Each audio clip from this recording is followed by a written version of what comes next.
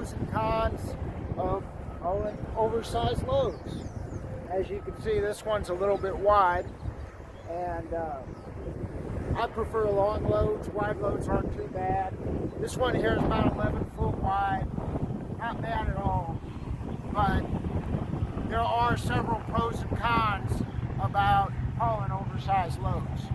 Now, the number one has to be just the general hassle, but to break it down for you guys, the number one, in my opinion, is see how the sun's setting? You have to be parked before the sun sets, or 30 minutes after dark technically. But, I mean, I've been busted once, and they're real strict on that. I mean, when they say 30 minutes, I mean, I was parked 15 minutes after sundown, and they still gave me a ticket for it. So watch it, guys. But anyway, another thing is you have to go through every weigh station if it's open, even when you get the green light on your pre-pass. Now, why is this a hassle? Because they're always going to inspect you. And I've been inspected in almost every single state on this one load that I had, and it was just a big hassle, wasting my time. On top of that, you can't drive after dark anyway, so you're already on a time crunch. Shelby's over there playing. He's really enjoying this load. It's got a lot of places to hide from the wind. But anyway, okay, now I said some things that's a hassle. Let's talk about some good things about oversize. You get paid a little bit extra, and I mean just a little bit. I'll break down the numbers for you in a little bit, and it does not, unless it's the middle of the summer, it really doesn't negate the fact that you can't drive after dark. And a lot of times on holidays, you can't drive on holidays in certain cities. You can't drive on Sundays in certain states. You can't drive on Saturdays in certain states. It's a hassle, you know, always a hassle. There's never a perfect oversized load. And another thing is, well, you got to drive differently. You got a long load. You got to take turns extra wide. You got a wide load. You got to worry about people coming around you. The routing's a hassle. A lot of times you'll be on. They want you on super narrow 2 lanes and everything. Expect you to be able to haul a wide load on those. And don't ask me why they do that. Oh yeah, and speaking of routing, whenever you're hauling this, nobody knows how to drive around an oversized load. Just drive normal. But a lot of people will try and stay right on side of you when they're passing you instead of just passing real quick. That's always a hassle.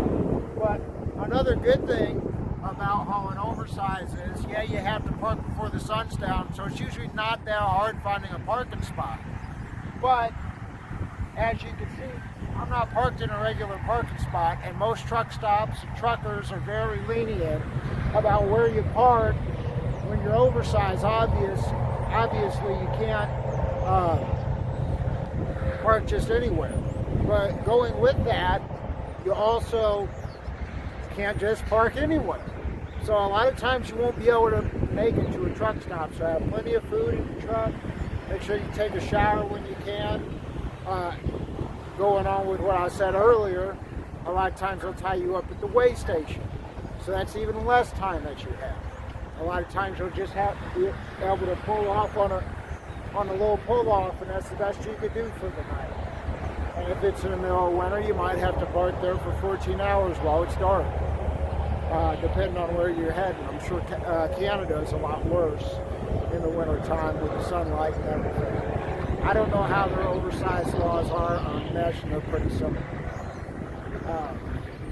Josie likes hauling oversized because he gets to run around the trailer more at night and everything. So he enjoys that. Another thing is you have to make sure everything is just so. You got to read your permits. You got to know exactly what you got to do. You almost always need flags on all 4 corners, oversized signs. Sometimes you'll need flashing lights, sometimes not. I got one blinking on the top there.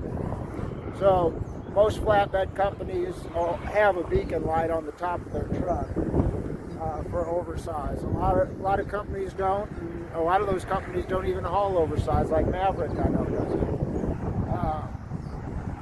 But going back to the pay I mentioned in the beginning. So most companies, the industry standard seems to be about 5 extra cents a mile. When you think about that on a 1,000-mile trip, 5 extra cents, that's what, extra 50 bucks? I don't think it's worth it. I really don't. But I don't get oversized loads that often. I get paid plenty good here at Dawes. Jim takes good care of us. And we get paid 9 cents a mile for oversize, which I think is pretty fair. I mean, that's great. It's harder to maneuver. You got to stop earlier. You got all this signage that you got to put on. Sometimes you got to take off the signage when you enter one state and then put it back on when you go through the next state. But yeah, going back to pay, it's nice to get paid a little bit extra, but it almost never negates the hassle.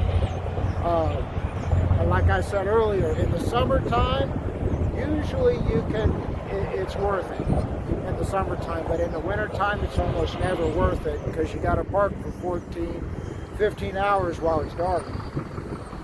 And you also got to watch out for inclement weather. A lot of times your permits will say you can't drive in inclement weather. I mentioned routing. So please pay attention to those oversized permits, guys, because they're full of valuable information. Here in Missouri, I got to drive 55 miles an hour. And in Louisiana, you got to drive 55 miles an hour no matter what oversize you have. So that's a hassle. You can't drive through certain cities in rush hour. But so that's just a handful of pros and cons about oversize. I know if you haul really, really big oversize, you can get paid pretty damn good. But at the same time, you got a really big oversize, it's more of a headache, and you're going to be down more often. Whereas something small like this, then, I mean, basically the restrictions aren't near as much. That's another thing I got to mention real quick, speaking of restrictions. If you don't follow the routing, I know a guy who got a $15,000 ticket. Hopefully he got it reduced. He was 500,000 pounds and he was on an 80,000 pound street. So, but I'm sure it's not unheard of to get even bigger tickets than that. A lot of times, it's $1 a pound, you're over. But, so that's just a list of some of the pros and cons about oversize. I might end up doing some tips and some more pros and cons list of oversize. Believe me, there's many. So anyway, I hope you enjoyed the video. Hope it was informative, and I hope you enjoyed seeing Shelby. So now, tips for truckers. Have a great day.